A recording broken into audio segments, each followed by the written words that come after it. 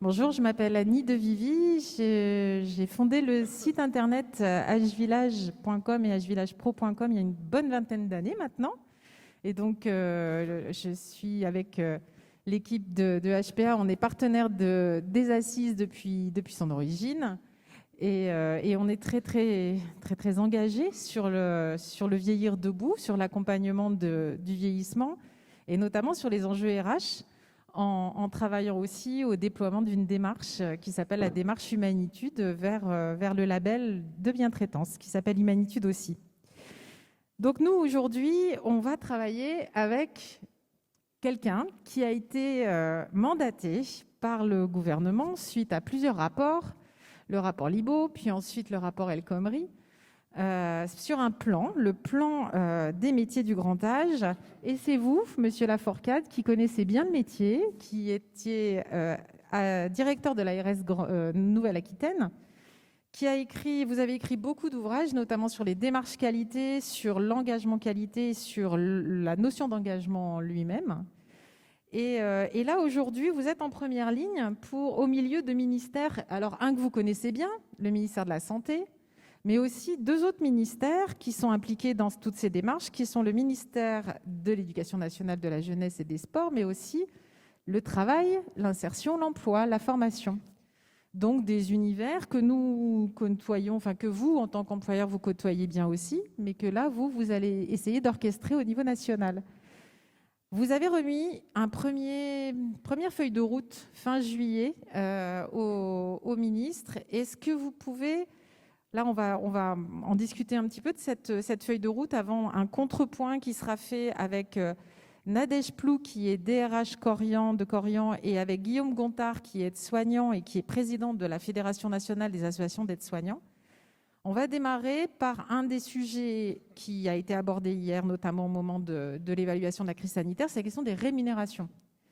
Est-ce que vous pouvez nous faire un point sur le Ségur, sur les financements qui sont associés, parce que notamment les deux intervenants de la table ronde d'hier ont alerté sur la question du financement. À vous la parole. Bien, merci et bonjour à vous tous. J'ai l'impression d'appartenir à la grande famille, pas encore la famille des EHPAD au sens institutionnel et au sens résident du terme, mais en tout cas de la grande famille de tous ceux qui managent, dirigent et réfléchissent sur la question des EHPAD. Alors, pour répondre à votre question, effectivement, j'ai été chargé de cette mission. Mon premier haut-le-cœur, quand on m'a proposé cette mission-là, ça a été de dire surtout pas pour faire un rapport supplémentaire. Pour deux raisons. La première, la plus importante, c'est que venez de sortir deux excellents rapports que vous avez cités, et je ne vois pas ce que j'aurais pu dire de plus intelligent ou de plus utile à ce sujet. Et puis la seconde raison, c'est que pour avoir, dans une vie antérieure, commis quelques rapports, je n'ai pas toujours été bluffé par le suivi qui était donné aux 10 rapports. Donc je me disais, tant qu'à être utile, autant plutôt essayer de lancer le dispositif proposé par les rapports précédents, de mettre en mouvement les décisions, qu'elles soient du niveau national ou du niveau local, et être davantage dans une logique de mise en œuvre concrète que de réflexion, puisqu'encore une fois, la réflexion me semblait très aboutie. Alors, vous me posez la question du financement. Du côté des EHPAD, je n'ai pas grand-chose à faire puisque le travail avait été fait dans le cadre du Ségur. Par contre, il y avait quelques angles morts dans le Ségur, donc je me suis occupé par cercle concentrique de négocier avec les employeurs, avec l'ensemble des partenaires sociaux, les représentants des salariés, pour, par cercle concentrique successif, avancer. Donc, d'abord, je me suis occupé des 19 000 personnes qui, au sein de l'hôpital public, n'avaient pas encore été concernées. C'était en particulier tous les établissements médico-sociaux du champ du handicap gérés par les hôpitaux.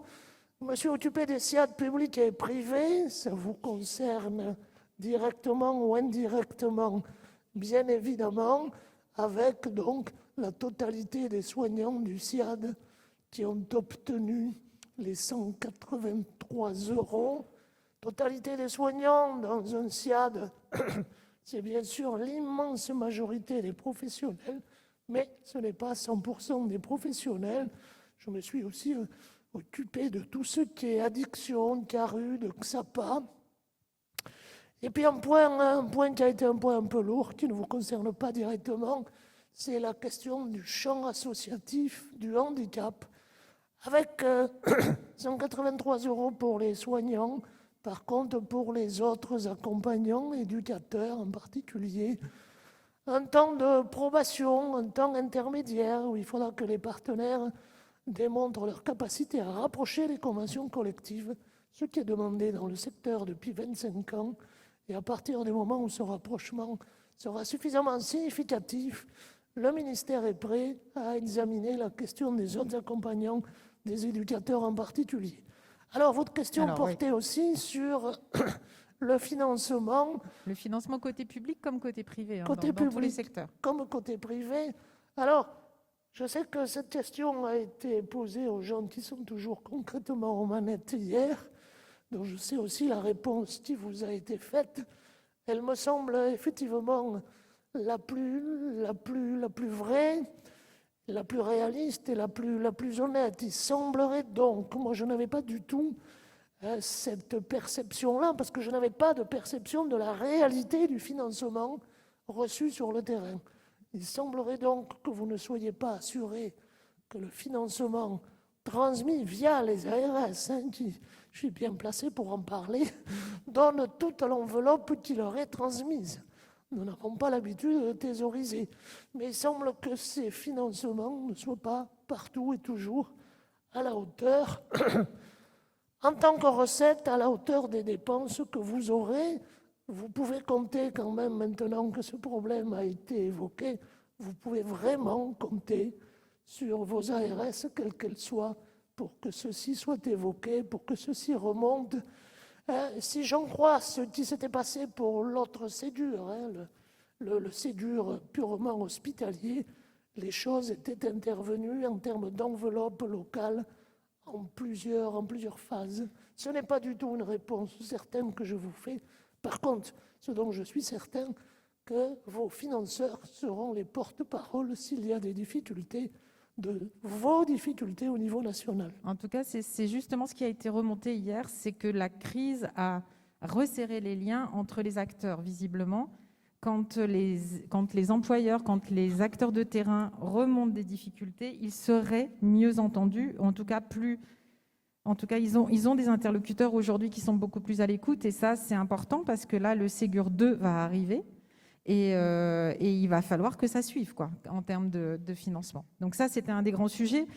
Avant d'arriver au sujet qui est le titre de la table ronde et qui est résolument un cri du cœur, on va justement passer au sujet de ce qu'on appelle dans le jargon la sinistralité, qui est le sujet qui a été un des grands impensés de notre milieu pendant très longtemps.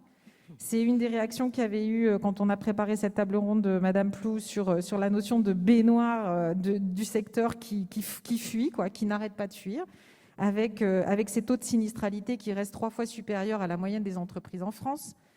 Donc vous, aujourd'hui, dans la feuille de route, j'ai lu que vous aviez activé plusieurs plans d'action très concrets avec des propositions concrètes qui sont sur la table aujourd'hui des professionnels. Est-ce que vous pouvez nous les présenter ? Plusieurs points, oui, avec déjà quelques petites victoires qu'on a obtenues avant que je remette mon compte rendu, avant la fin du mois de juillet, et quelques engagements fermes de la part du ministère à suivre d'autres propositions que nous avons faites. Je crois d'abord qu'il faut qu'on ait tous en tête, mais je sais que c'est le cas pour vous tous, qu'on est dans un domaine à très forte densité humaine, quand même. Quand on parle de tout ça, et c'est notamment pour cela que j'avais accepté cette mission, nous sommes devant de petits et peut-être demain de grands drames humains.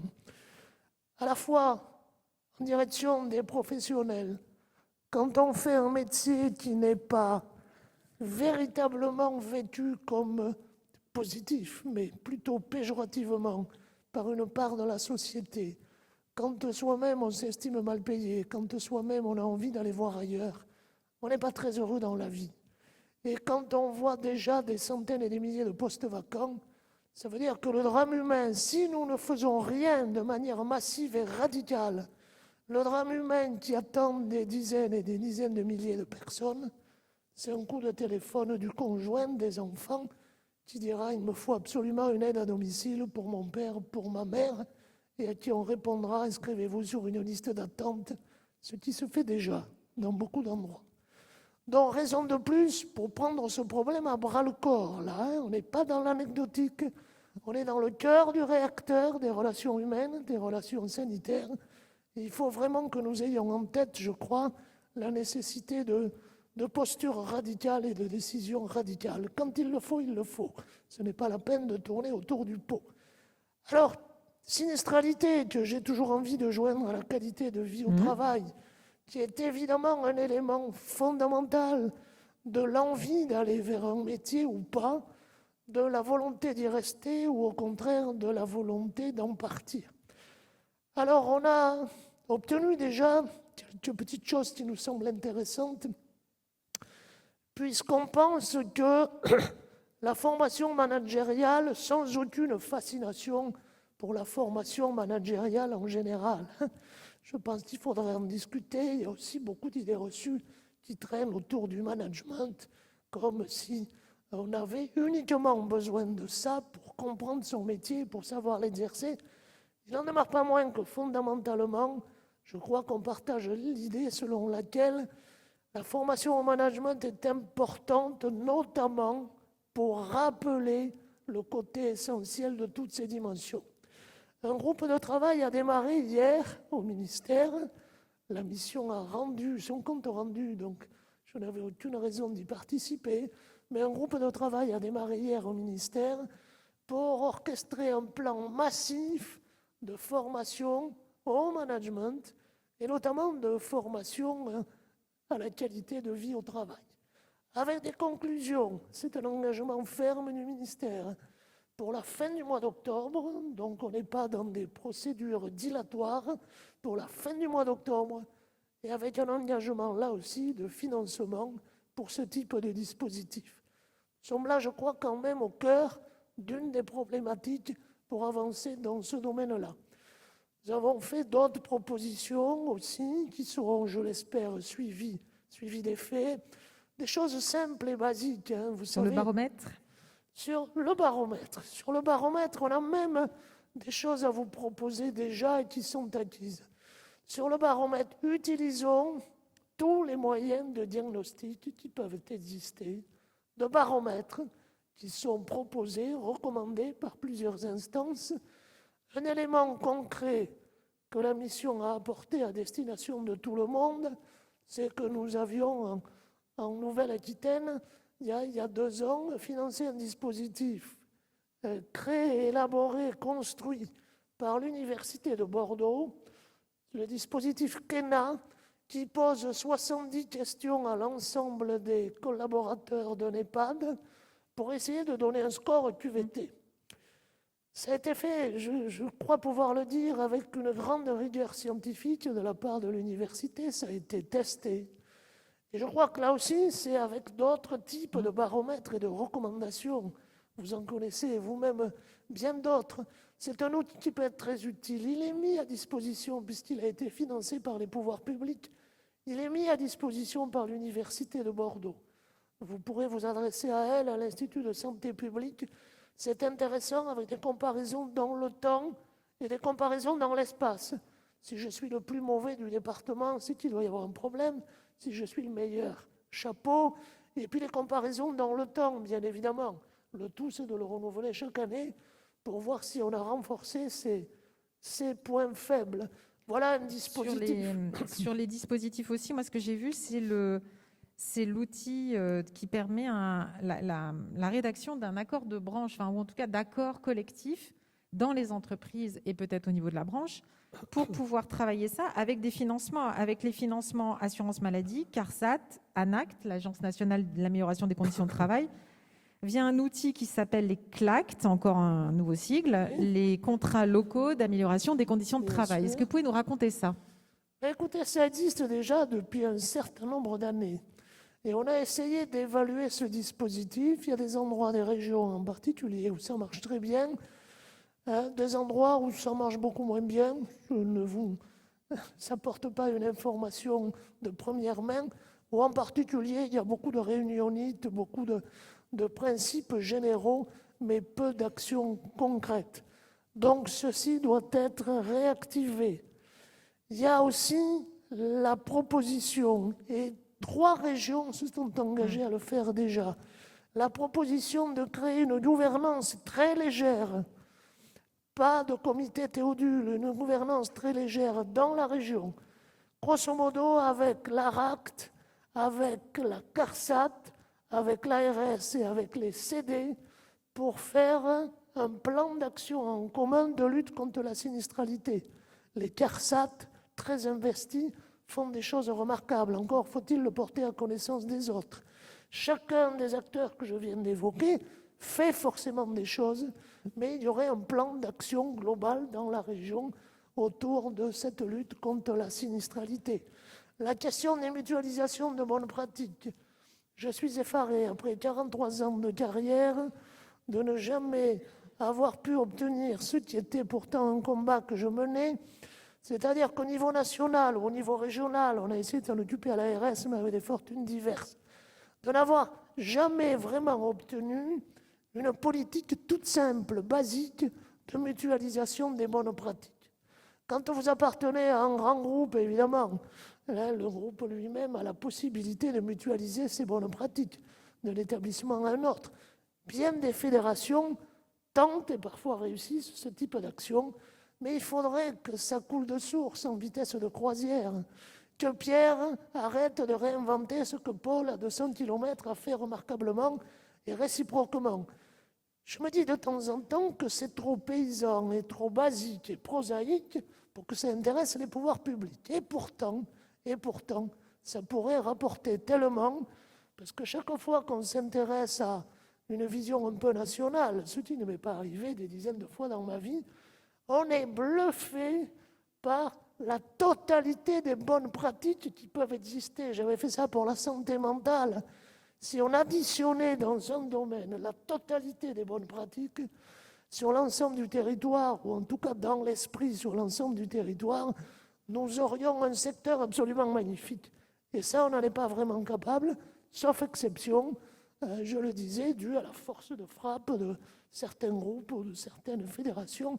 Et c'est très bien comme ça, continuer. En tout cas, sur la partie diagnostic, sur la partie analyse, ergonomie, sur les organisations du travail, sur les ambassadeurs qualité, de vie au travail, ambassadeurs sinistralité, on les appelle, enfin les CARSAT les appellent les ambassadeurs justement liés à ça, parce qu'ils n'ont pas voulu d'autres mots.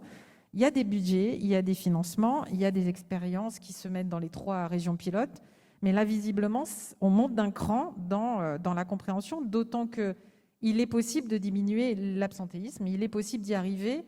Ça n'est pas désespérant complet, parce que là, on arrive au troisième partie de notre entretien. C'est vraiment le titre de la table ronde. Pitié, pitié, venez travailler chez nous. C'est provocateur, c'est un cri du cœur. Et c'est en même temps en écho avec la campagne qui vient d'être lancée hier ou avant-hier par le ministère. Et si c'était votre métier? Et si on arrivait à vous attirer, à vous montrer que les métiers du grand âge, les métiers du lien sont de magnifiques métiers, des métiers humainement solides et rayonnants. Ça, aujourd'hui, c'est la 3e. On a parlé des rémunérations, on sait qu'il y a encore du boulot, on sait qu'il y a encore des tuyaux à verrouiller. On a parlé de la sinistralité, où il y a quand même encore beaucoup de travail, même mine de rien. Alors maintenant, on va parler de l'attractivité. Je sais que c'est votre dada, c'est votre moteur. Vous avez lancé beaucoup de sujets là-dessus. Il y a beaucoup de tuyaux qui essayent de s'ouvrir sur les formations, sur l'apprentissage. Dites-nous où ça en est là. Qu'est-ce que vous en pensez de ce moteur-là, de l'attractivité? Je pense que c'est un moteur formidable, mais qu'il faut avoir une vision systémique parce que nous sommes devant une situation tellement grave pour les prochaines années. Je pense qu'on est tous incapables scientifiquement de dire ce sera plutôt le financement, le moteur, plutôt la formation, plutôt la qualité de vie au travail. Tout ça fera sens à condition que ce soit vraiment dans une logique systémique. Il faut vraiment œuvrer dans tous les domaines, agir sur toutes les touches possibles et essayer d'avancer dans ce secteur-là vraiment de manière cohérente et systémique. Alors, formation et apprentissage, bien sûr. Des choses avaient été faites bien avant la mission. On a aussi travaillé en parfait partenariat avec Madame Bourguignon et son cabinet qui avait lancé déjà beaucoup de choses. Et l'aide à domicile, par exemple, le financement était de son ressort et les choses ont avancé. La communication dont vous parlez était de son ressort et je vois que les choses ont avancé puisque tout cela démarre. Alors, formation, apprentissage, nous avons des besoins énormes. Le rapport El Khomri parlait de 260 000 personnes à former dans les 4 prochaines années. Elle expliquait qu'il fallait 18 500 personnes supplémentaires formées chaque année. Le compte n'y est pas. Les régions ont fait un effort important, 12 500. Nous ne sommes pas à 18 500. Il faut en former 50% de plus que ce que l'on a formé jusqu'à maintenant. Avec des promos d'IFAS notamment qui ne se remplissent pas. Donc, c'est vraiment un problème terrible qui est devant nous, raison de plus pour agir dans tous les domaines. Alors, la formation, d'abord, il faut que la formation soit revue.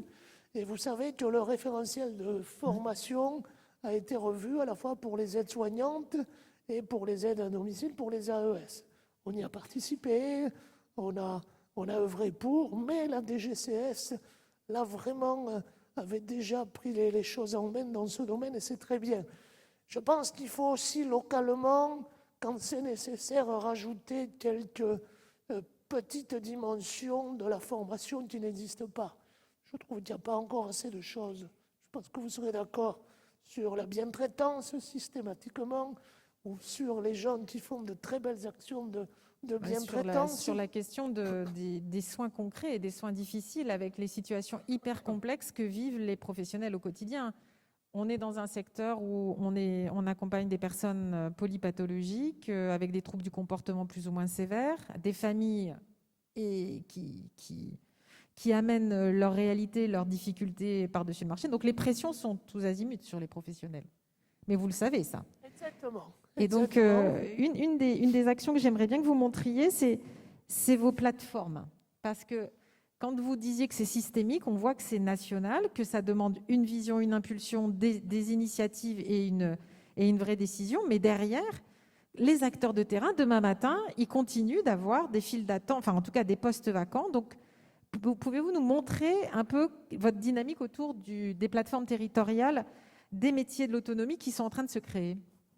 Ces plateformes sont une très belle invention de la CNSA avec l'appel à projet qui a été lancé. Vous savez qu'une dizaine était prévue, c'est une quinzaine finalement, je crois, qui vont faire l'objet d'une réponse positive. Et le but, c'est localement, sur les territoires qui ont été identifiés, qui peuvent être très différents d'un territoire métropolitain à un territoire très rural, de faire en sorte qu'une gouvernance adaptée puisse proposer une plateforme de recrutement pour les métiers de l'autonomie à l'ensemble des gens qui en ont besoin. Elle peut s'en occuper elle-même, elle peut l'orchestrer, elle peut donner des conseils. Je crois que là, nous avons un très très bel outil, précisément pour à la fois jouer dans la proximité, parce qu'on ne recrute pas de la même façon en Creuse et au centre de Bordeaux ou de Paris, jouer dans la proximité et en même temps jouer de manière systémique, comme je l'évoquais. Donc allons-y, je sais que vous êtes très nombreux à avoir répondu, vous ne serez pas tous satisfaits. Matignon est vraiment sensibilisé au fait qu'il fallait d'abord aller un peu au-delà des 10 prévus au départ Et je sais qu'il y a de l'ambition là aussi pour aller vite, pour l'avenir. Ça me semble un très bon dispositif. Parce que dedans, il y a qui? Il y a les employeurs, il y a le Pôle emploi, il y a les financeurs, les départements. Les conseils départementaux, vraiment tous les acteurs susceptibles de donner un vrai coup de main. D'accord. Sur l'apprentissage, formidable outil que l'apprentissage, et beaucoup d'entre vous, vous le savez, mais ce n'est pas encore une posture totalement partagée. Il était assez étonnant, il y a encore 2 ans, de voir qu'alors que la loi de 2018 avait donné un coup de fouet manifeste à l'apprentissage, un coup de booster à l'apprentissage, eh bien, on se rend compte que notre secteur était encore à la traîne. Dans certains domaines, malheureusement, il l'est encore. Alors que l'apprentissage, si on veut bien y réfléchir quelques secondes, est vraiment peut-être une modalité quasi parfaite pour le secteur de l'autonomie. Vous savez comme moi, mieux que moi, qu'il ne suffit pas de sortir d'une très bonne école d'aide-soignante, d'infirmière ou d'AES pour avoir tous les talents humains et personnels pour exercer ce type de métier.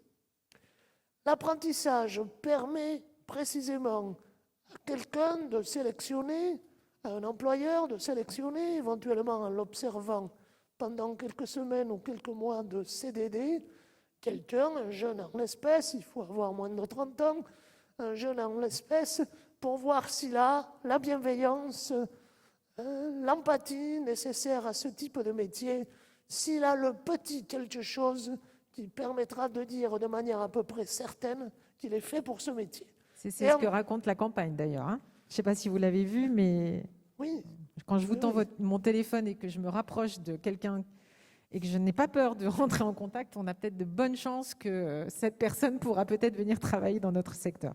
C'est encore plus fondamental, me semble-t-il, cette dimension personnelle, cette dimension capable de rendre compte de l'état d'esprit de quelqu'un, c'est encore plus indispensable, me semble-t-il, que pour tous les métiers de la terre.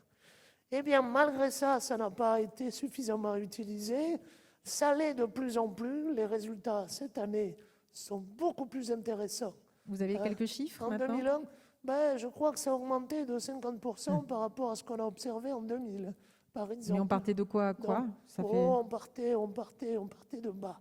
Il y avait eu un premier frémissement en 2020, mais on partait effectivement de très bas, en dehors de quelques institutions qui en avaient fait l'alpha et l'oméga de leur pratique.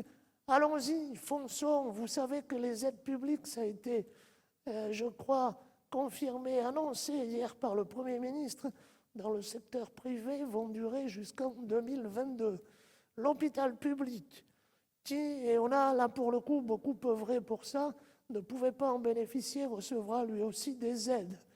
Vous savez que pour les écoles d'aides-soignantes en particulier, tout ce qui est formation à l'apprentissage interviendra hors quota, c'est-à-dire en sus du quota plus ou moins officiel qui leur est donné par le conseil régional. Tout ça sont des avancées très très significatives. Il y a des choses qu'on n'a pas réussi à obtenir, mais qui sont sur la table. Le principe quand même de la rémunération important, notamment pour l'aide à domicile, mais pas seulement, le principe de la rémunération du tuteur. Du temps des jurys, du temps des jurys, qui était aussi un problème pour la VAE notamment. Il faut aussi, et ça j'y crois beaucoup, que les IFAS en particulier soient capables de revoir complètement leur pratique. C'est-à-dire on ne balance pas 3 ou 4 apprentis dans un cursus classique. Il faut des cursus adaptés. Le directeur d'EHPAD a besoin que l'essentiel des stages de l'aide-soignant se fasse quand même dans son établissement. Alors je sais bien, on n'est pas dans la pureté absolue, dans l'épure absolue de la formation. Une aide-soignante, il faut la former au bloc opératoire, il faut la former en pédiatrie, il faut la former en gériatrie. Mais la dite aide-soignante, si elle veut demain repartir au bloc opératoire, elle trouvera des instances de formation continue. La situation n'est pas figée pour autant. Bref, il faut là aussi un plan global des IFAS Et je suis heureux que certaines ARS aient accepté sur notre proposition de mettre en place, et ARS et conseils régionaux, de mettre en place un plan d'activation globale de tous les IFAS, les instituts de formation pour aides-soignants, pour faire en sorte qu'ils aient des attitudes plus proactives, pour aller chercher le chaland. Il ne faut pas se contenter d'attendre que cette mécanique bien huilée des concours avance, fasse ses preuves, ce qu'elle ne fait pas toujours. Il faut avoir une politique plus proactive et notamment en direction de l'apprentissage. Et votre mission aujourd'hui, la prochaine étape, c'est quoi? C'est quand? Je considère que j'ai rendu les outils de travail, puisqu'il était prévu que tout ça soit rendu au plus tard à la fin du mois de juillet. Ça a été le cas.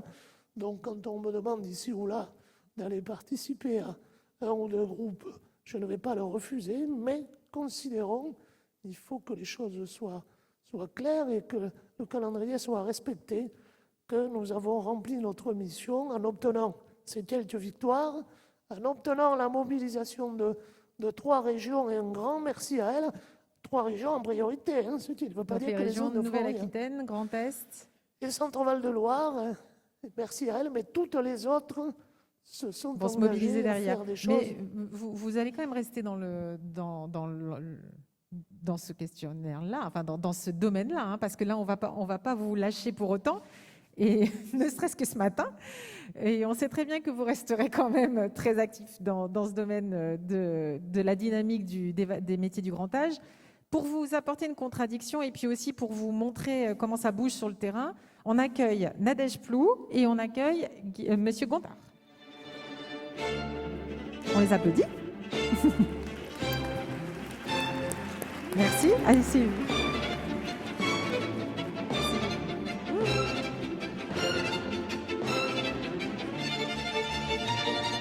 Merci beaucoup en tout cas. Alors, les micros sont juste derrière. Un chacun, Covid oblige.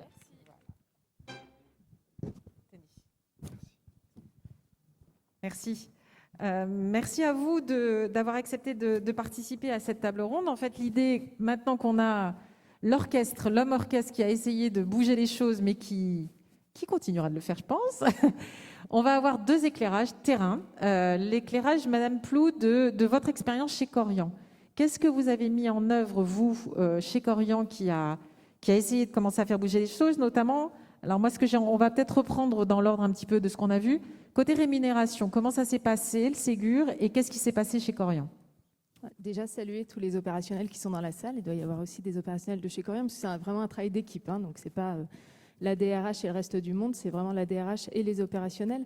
Donc, depuis 2019, donc avant le Ségur, nous avons travaillé avec les partenaires sociaux pour mettre en place un contrat social un peu différent, en intégrant le 13e mois dans la rémunération pour faire en sorte d'avoir des niveaux de rémunération, notamment pour les aides-soignants diplômés d'État supérieurs. Donc aujourd'hui, un aide-soignant diplômé d'État rentre chez Korian au minimum à 1 906 €, dont le Ségur 1.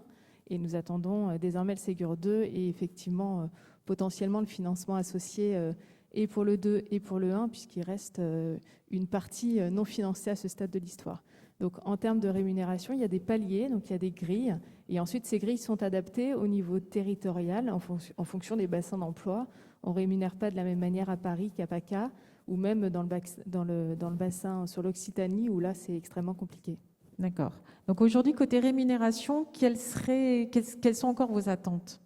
Déjà des financements au long cours et puis des financements tout court, notamment sur le Ségur 1, puisque je pense qu'il reste notamment sur la partie EHPAD à peu près 25% non financés sur le Ségur 1. Donc c'est un sujet pour moi qui n'est pas clos. Et puis ensuite sur le Ségur 2, une mise en application. Donc les choses sont en cours à la fois sur la partie FHP et sur la partie SINERPA pour ce qui est de notre fait, puisqu'on couvre des EHPAD et également des cliniques. Donc, la rémunération, c'est un sujet et je pense qu'on va y arriver tous ensemble, d'ailleurs, tous secteurs confondus. Mais je pense que c'est un sujet qui est plus global et vous avez parlé de sujets systémiques, c'est vraiment ça. C'est-à-dire qu'il faut également pouvoir travailler énormément la formation et le développement des compétences.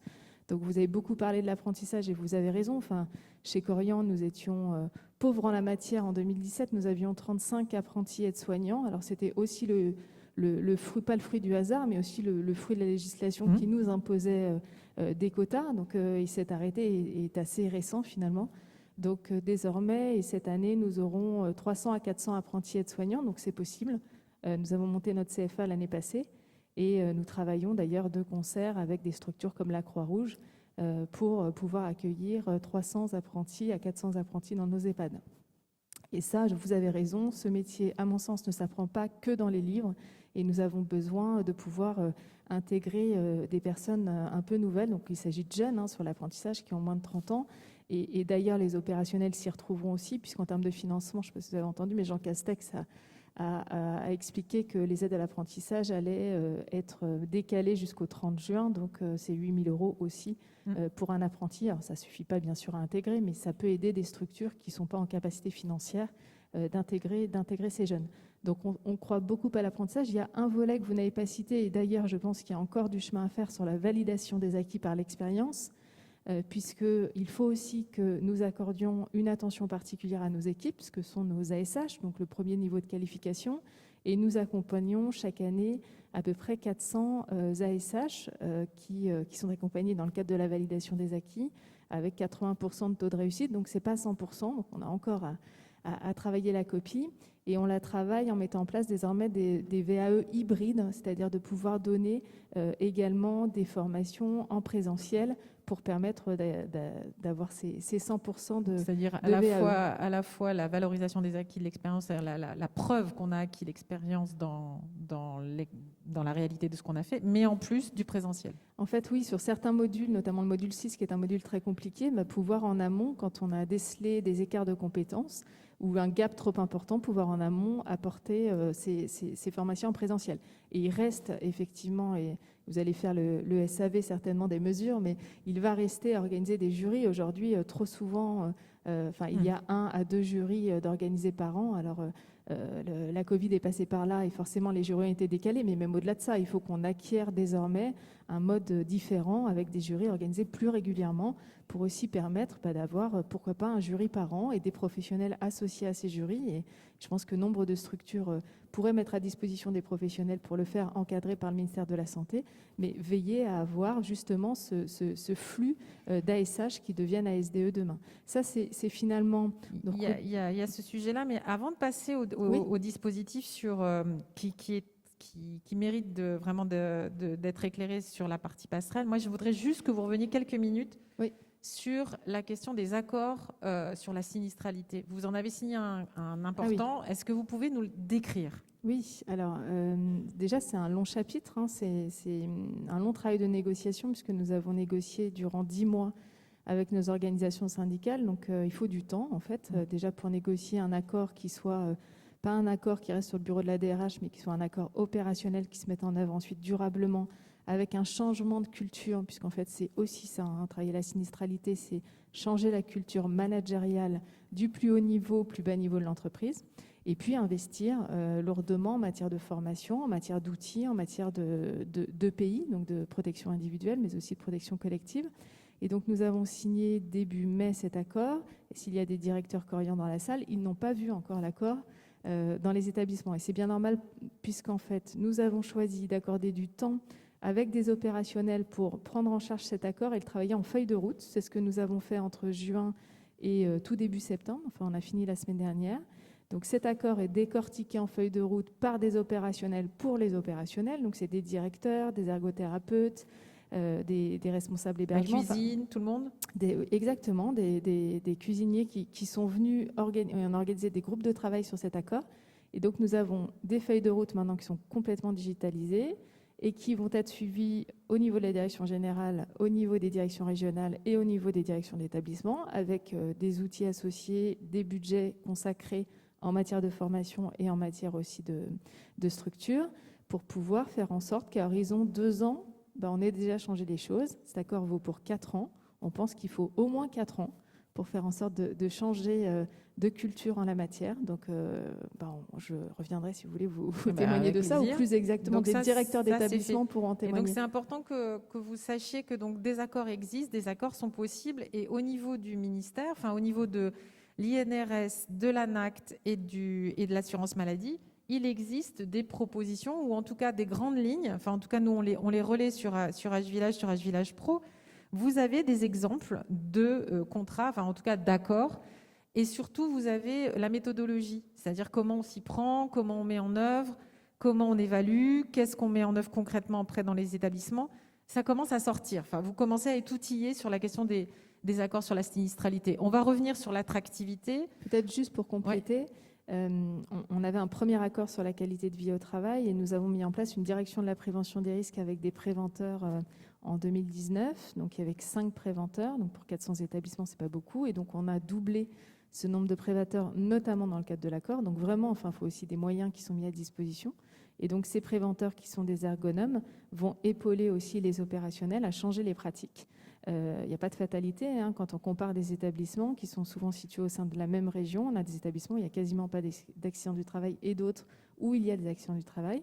Et donc l'idée, c'est d'épauler justement nos directeurs d'établissement et nos comités de direction sur site pour faire en sorte que les choses changent. Mais il faut du temps. Et il faut du temps. On est bien d'accord. Donc on va revenir sur l'attractivité. Au niveau de Korian, vous avez mis en œuvre des passerelles justement vers d'autres univers. Là, c'est un peu ce que la campagne a essayé de lancer hier. Et si c'était vous chez De Richebourg, chez Monoprix, ailleurs. Et si c'était vous qui veniez travailler chez nous, puisque de toute façon, là, ça se compte en dizaines de milliers les besoins. Donc, qu'est-ce que vous avez mis en œuvre et comment ça marche aujourd'hui ?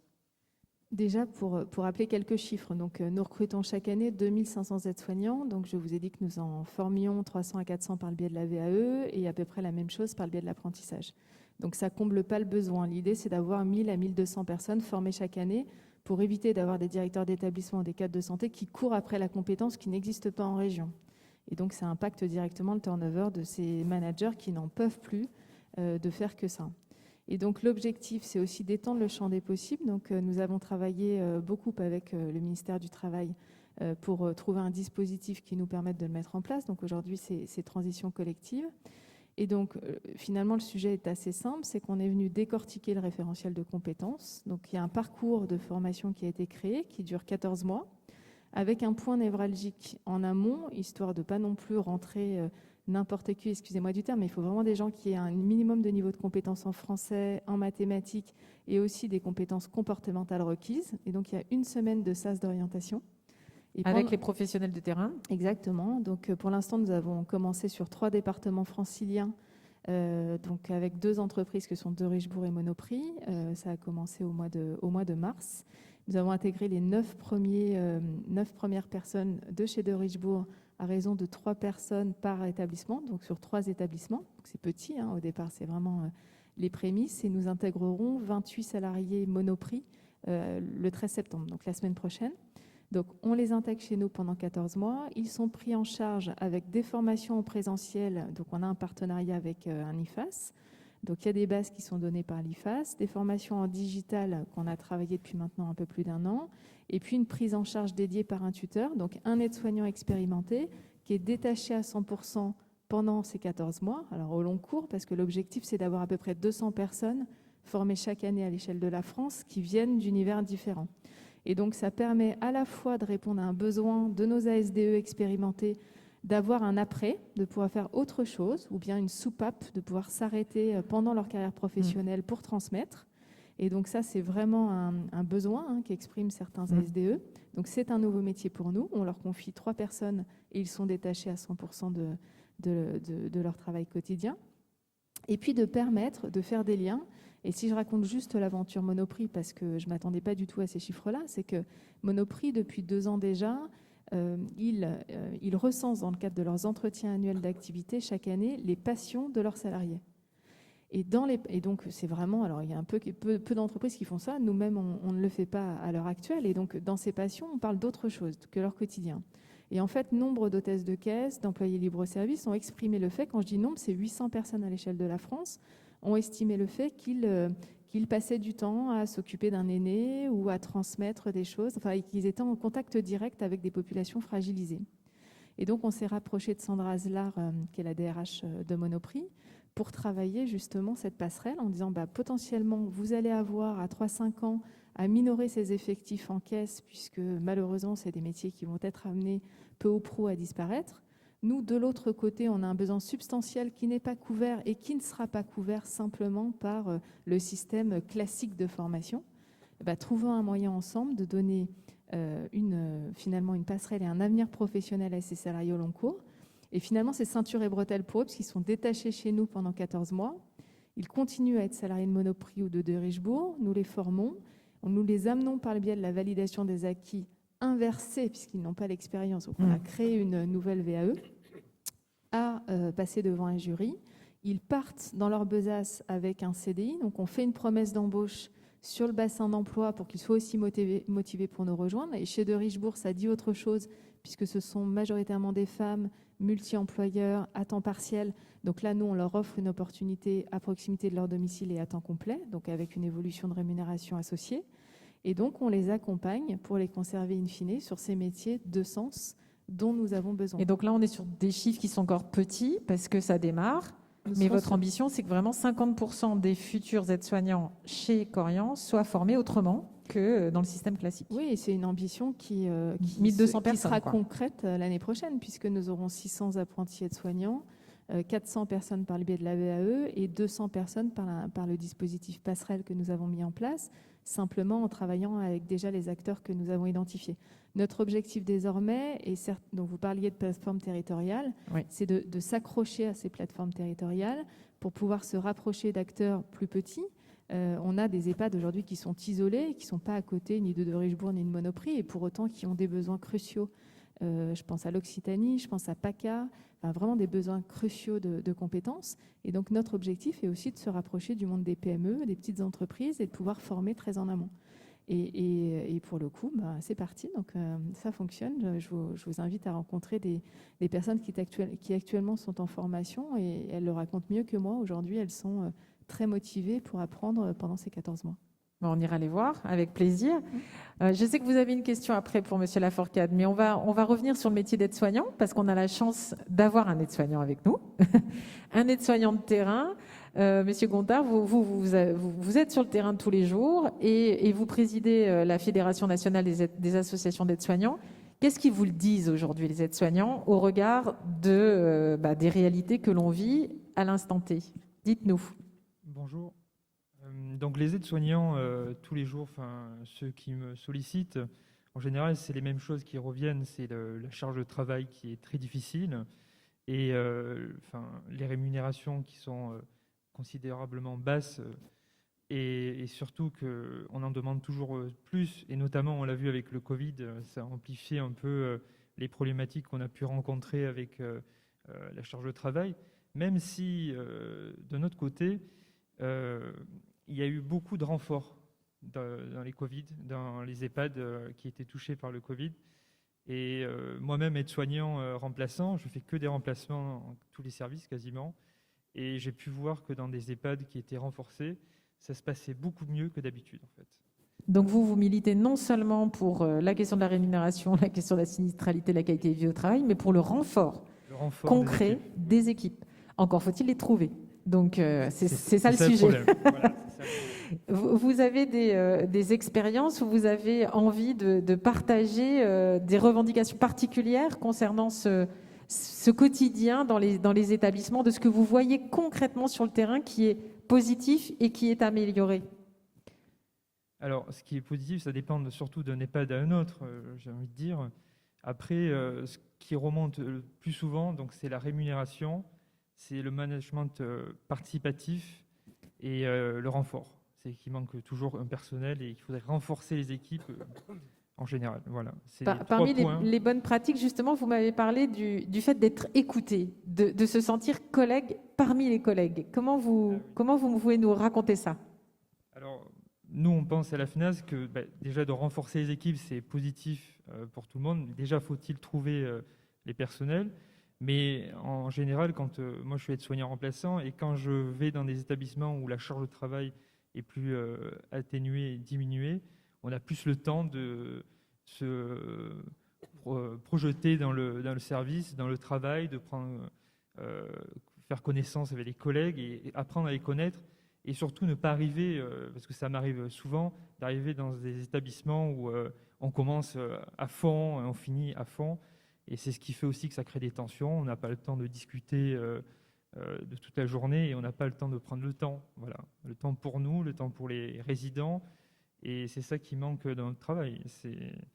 Moi, quand je parle aux collègues qui travaillent dans les services de soins intensifs, médecine ou autre, quand on parle d'EHPAD, c'est pas ce qui donne envie. Voilà, c'est un peu, il y a une mauvaise réputation, mais après moi je leur dis que ça se passe plutôt bien, qu'il n'y a pas toujours des difficultés à rencontrer dans les EHPAD.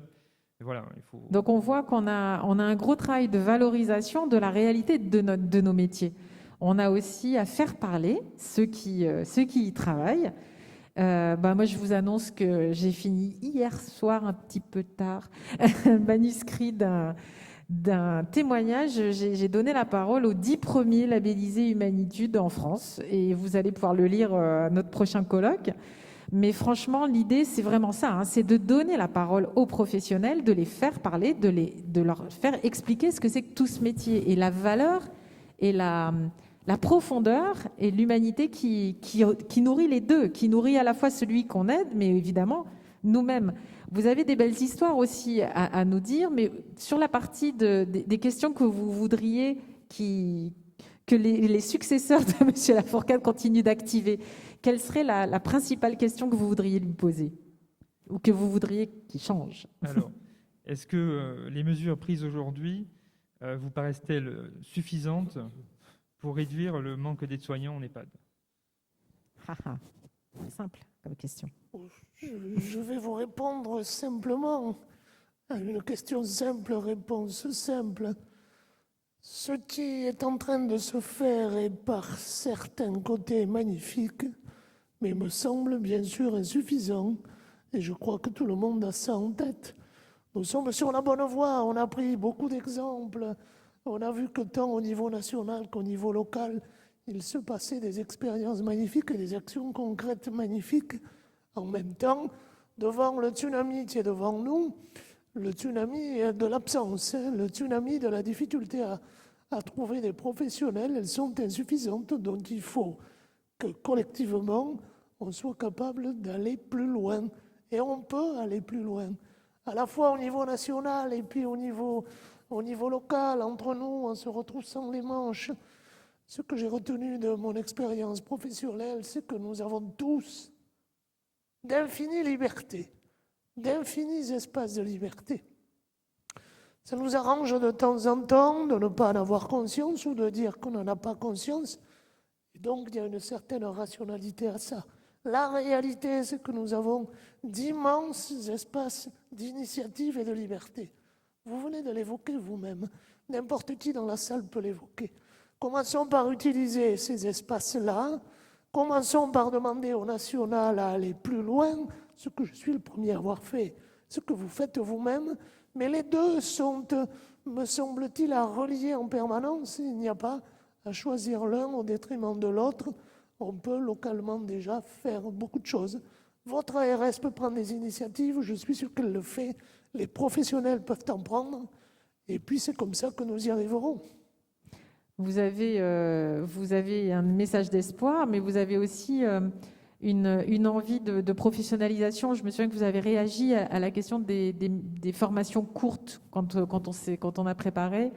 Vous me disiez, Monsieur Gontard, que attention aussi au niveau d'exigence et puis aussi au niveau de compétences nécessaires pour pouvoir faire ce métier. C'est bien ça? Oui. Vous insistez là-dessus aussi? Oui. Complètement. Parce que vous avez participé à la refonte de l'ensemble du cursus, là, je crois. Hein. Oui, de la nouvelle formation d'aide-soignants. Mais c'est toujours pareil, il faut toujours aller plus loin. C'est jamais arrêté, c'est jamais figé. Et c'est ça qui est compliqué quand il y a beaucoup d'acteurs et qu'il faut trouver des solutions et on n'est pas tous d'accord tout le temps en permanence. Et c'est ce qui est compliqué. Et voilà, il faut faire avec et avancer. Et je pense que ces formations-là, elles vont évoluer dans le temps. c'est pas figé, ça va évoluer dans le temps et il faut y retravailler en permanence, voilà, pour l'adapter à la réalité du terrain. Vous avez réagi justement sur ces questions de formation courte, Madame Plou, quand on a préparé l'entretien, en me disant justement que vous pensez qu'il faut du temps. Oui, ben, je suis assez d'accord. Et en fait, on le voit bien d'ailleurs, le niveau de formation de la personne, le temps qu'on lui a consacré sur le terrain fait aussi que le turnover est moins important après sur les 2 premières années d'exercice de la fonction. Donc, on promeut, nous, davantage les formations plus longues, notamment l'apprentissage, la validation des acquis. Je pense que c'est des formations qui s'acquièrent par petites touches, des métiers qui s'acquièrent par petites touches, au contact aussi de professionnels aguerris, et qu'il ne faut pas mettre en échec des personnels qui peuvent être quelquefois arrêtés au bout de quelques mois parce que justement, ils n'ont pas eu le temps de s'approprier ces compétences et cette stabilité émotionnelle requise. Donc oui, pour moi, il faut du temps. Oui. Du temps, et vous aviez une question sur l'apprentissage. Oui, enfin, on a beaucoup parlé des aides-soignants et merci pour tout ce qui a été fait, même si je pense qu'il va falloir suivre ça comme le lait sur le feu pour que véritablement ça prenne forme sur le terrain. Mais donc aujourd'hui, on est en fragilité sur les fonctions d'infirmiers ou d'infirmières. Ça devient crucial et névralgique dans tout un tas de nos maisons, et je ne parle pas seulement de Corian, mais du secteur ou de nos cliniques ou même de l'hôpital. Et force est de constater qu'on coupe un peu les ailes de nos aides-soignants pour devenir infirmiers aujourd'hui, puisqu'il n'y a plus de mode de financement de ces formations.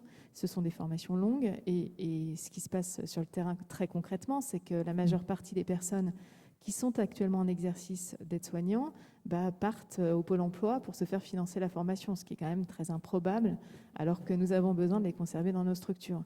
Donc moi j'ai 2 sujets, c'est comment faire en sorte que ça n'arrive plus. La loi que vous avez citée tout à l'heure, Avenir Pro de septembre 2018, effectivement, a renvoyé beaucoup de ces financements vers Pôle emploi. Elle a aussi donné beaucoup de choses aux entreprises sur l'apprentissage. Donc, comment faire en sorte qu'on arrive à trouver un autre mode de formation pour ces aides-soignants qui l'on souhaite conserver dans nos structures et former à ces métiers d'IDE, et comment aussi on arrive à travailler ensemble sur d'autres modes de formation du métier d'infirmier. Aujourd'hui, c'est 3 ans de formation. Est-ce que c'est toujours 3 ans nécessaires? Est-ce que ces ASDE ne peuvent pas avoir notamment une partie de cette première année acquise plutôt que de repasser ce de chemin recommencer des 3 ans? Et puis, comment faire aussi pour que maintenant que l'apprentissage est une voie royale pour nos aides-soignants, ça le devienne aussi pour nos infirmiers, où la situation sera inextricable et on ira, comme les autres pays européens, chercher des infirmiers à l'étranger, ce qui est quand même complètement fou. Donc, c'est un peu ma question, Monsieur Laforcade. Alors, qu'est-ce que vous en pensez pouvons-nous faire pour cette petite prolongation de votre mission? Question gratinée, si j'ose dire. Je me rends compte d'abord que, en tout cas, pour ce qui me concerne, j'avais commis l'erreur, mais je n'étais peut-être pas le seul, de me laisser bercer par la petite musique que nous avons entendue depuis maintenant 2 ou 3 ans, consistant à dire que Parcoursup avait réglé le problème des IDE et qu'on en trouvait enfin suffisamment. Quand j'ai creusé un peu l'affaire... Et Grey's Anatomy, mais bon... C'est vrai, mais écoutez, je C'est connaissais important. Parcoursup et pas Grey's Anatomy, excusez-moi. Donc, je me suis rendu compte que quand on creuse un peu, les choses sont beaucoup plus nuancées que ça. Et que nous ne sommes pas devant des centaines et des centaines de personnes qui demandent à devenir infirmières grâce à Parcoursup, et en tout cas dans des proportions nettement supérieures à ce qu'on observait autrefois. Donc, il faut dès maintenant se préoccuper des IDE. Et vous avez raison, là aussi, il y a plusieurs propositions. Vous en avez émises beaucoup. On ne les a pas toutes faites, mais il faudrait peut-être aller plus loin pour faire en sorte que beaucoup de gens, pas simplement les aides-soignantes, mais puissent passer en 2e année, par exemple, ce qui raccourcirait quand même du tiers la formation. Ça peut être intéressant. Ce qui veut dire qu'il faut travailler la question de la VAE. Comme vous l'avez dit tout à l'heure, la VAE, par trop de gens, a été vécue comme un modèle qui allait permettre d'obtenir des formations au rabais. Et les gens qui ont une conception très académique de la formation n'ont pas accepté finalement de faire toute sa place à la VAE, non pas pour baisser le niveau d'exigence, mais pour précisément reconnaître le talent qui a été acquis sur le terrain. Ça veut dire des choses très concrètes, hein, ça. Et ça, pour le coup, nous l'avons proposé et ça a été accepté. Il y a des endroits, c'est une expérimentation va démarrer pour les métiers de l'autonomie. Il y a des endroits où on accompagne la VAE. Est-il important de demander à quelqu'un un dossier avec une lettre de motivation, sans une faute de français, bien sûr, une lettre de motivation, un dossier à 50 pages, de demander à cette personne toute seule d'assumer cette fonction-là? Je pense qu'on doit pouvoir l'aider, l'accompagner. Non pas pour faire à sa place, mais pour lui permettre de bien valoriser ce qu'elle a fait depuis le début de sa carrière. Donc il faut qu'on utilise tous ces dispositifs. Donc vous restez optimiste. Oui, mais assez d'accord avec vous pour dire que l'IFAS et l'école d'infirmières n'ont pas suffisamment fait la place à ces nouvelles modalités d'entrée dans le métier. C'est à nous de pousser, à nous au sens local et au sens national, de pousser pour que ces écoles aussi se reconvertissent et sortent de ces formations canoniques et surtout de ces habitudes un peu enquistées. Eh ben, en tout cas, merci beaucoup. On est très loin d'avoir répondu à la question de la matinée. On sait maintenant que c'est vraiment totalement en haut de la pile. Merci. On applaudit beaucoup les 3 intervenants et on va laisser la parole à Luc. Merci à vous.